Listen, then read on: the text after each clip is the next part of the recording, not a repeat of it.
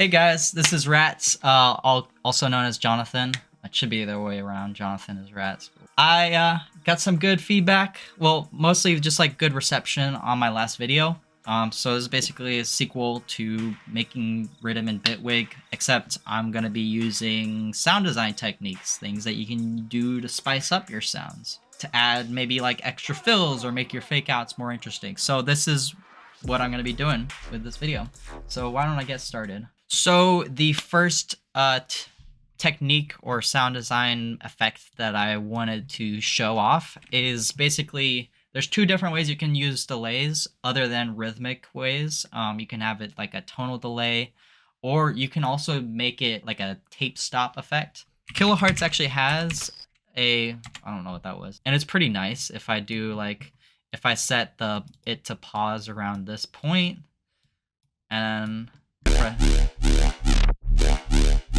it's a pretty like satisfying sound, I think, and you can like adjust those different parameters. But you can do this with a regular delay. So if I pull up BITWIG's delay, you can do this with any delay plugin. All that really matters is just making sure that it's on a repitch. But you can, I think it's automatically set like that on other DAWs. You want to have it set so that it's in seconds instead of tempo. You're going to turn this down to 0. You're going to turn off all the feedback, make sure that nothing's getting filtered out, and then you're going to turn the mix all the way up. And the parameter that we're going to be adjusting here is the delay time.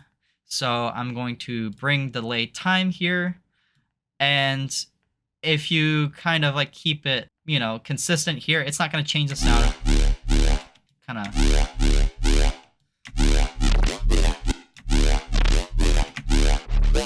You can also put that on the entire group with the bass. My friend Yusin likes to do that a lot. Shout out to Yusin. I mean, that's just like a pretty cool way to mess with your delays. But I'm going to bring this back here before the OTT just to kind of pronounce it. But that's essentially all you do. The next thing we're going to do is actually adjust it so that we use it like a normal delay. And I'm going to turn up the feedback, maybe just like a little bit. I'm going to filter it out, but we're going to keep it on milliseconds here. And if we go here, say this is like a fake out that I wanted to do. I hear this in other tracks and it just like makes me go crazy. It sounds really nice.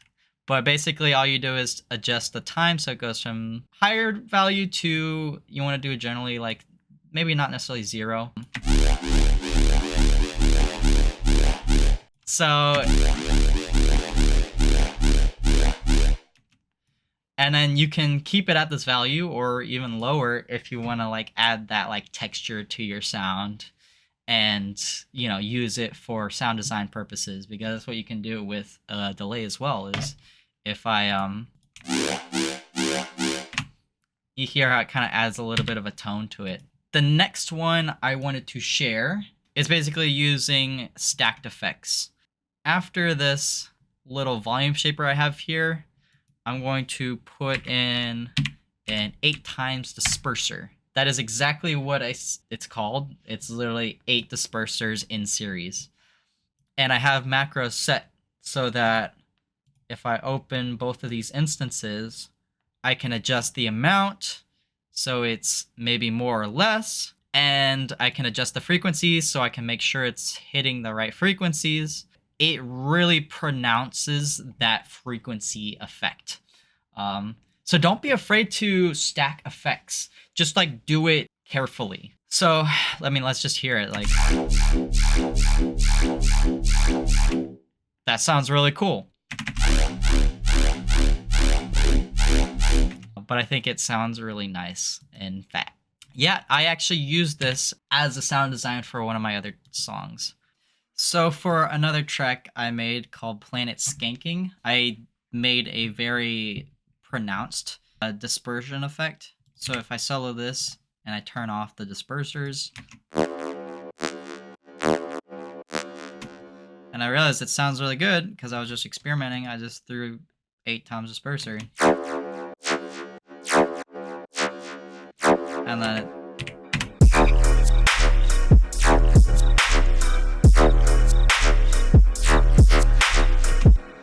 So the other stacked effect that I was gonna share is 3 times comb effect. This one you also want to use with some moderation. Just be a little bit careful about how much you put in there. But let me just share what happens if I have it at a full mix.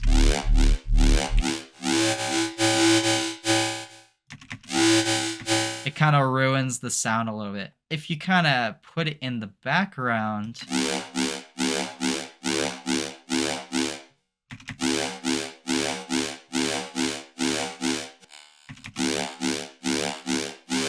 it adds some really, like I said, really nice texture to the sound.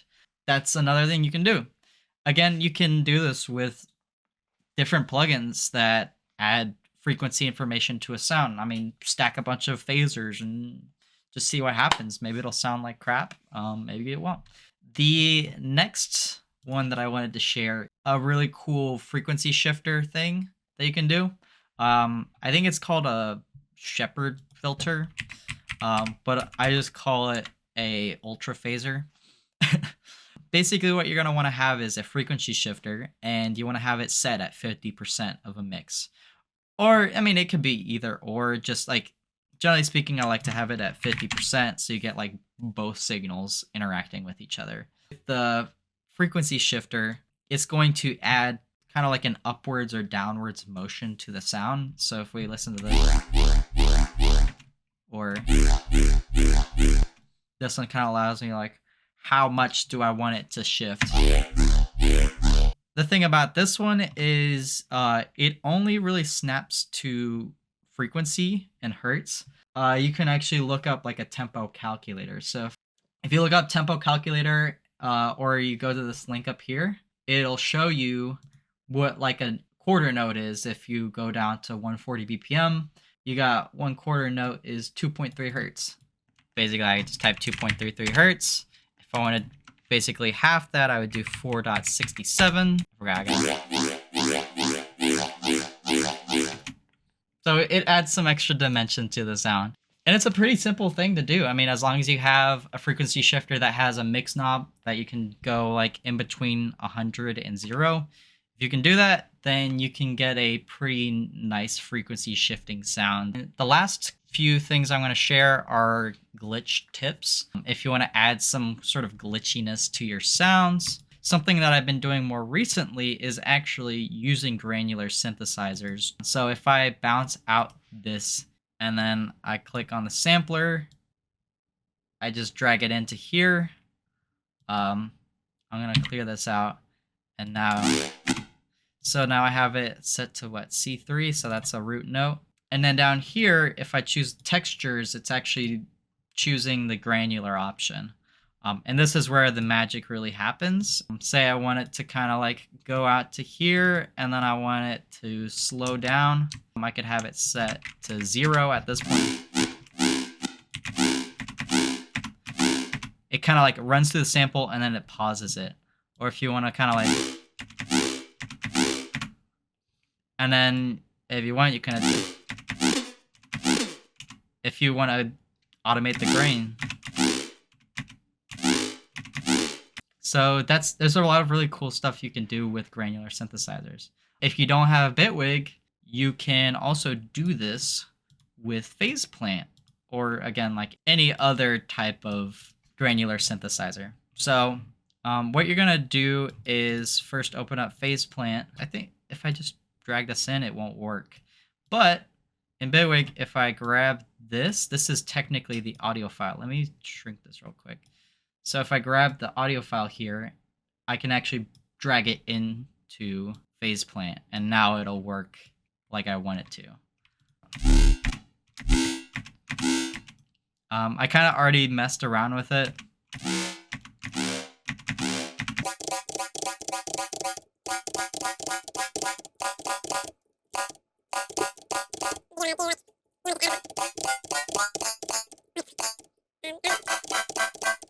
It doesn't sound as good if I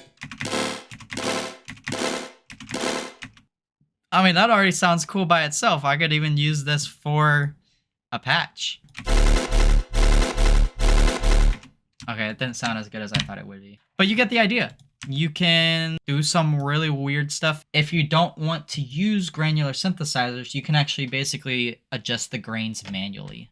So if I, and then one more time, I'm gonna bounce this in place and then bring the sample down here. What you can do is shorten your grid size to, I mean, you can do 16th notes. It's not gonna be as pronounced, but if you do like really like small measures, you can get the desired result. So we're just gonna select the 64th note and we're just gonna duplicate it. And if we listen to it, kind of adds, it's sort of a similar idea, except it's basically repeating this part this many times. I can't count, so I don't really know how much that is. If we want to pronounce it and add a little bit more tone to it, we can take this and double it. We got 1/28th notes, and now we're literally doubling all these. If you want, you can add fades to each of them. That's what I like to do with my glitches, is I kind of like, I'm gonna select all these and then put these guys in the beginning again. Anyway, so, and you hear it adds a little bit of some interesting, so that's like a more subtle way of doing it. But yeah. So really that's everything that I'm gonna share. If anyone has their own techniques, then share them in the comments. If you have any critiques of this video, leave some feedback.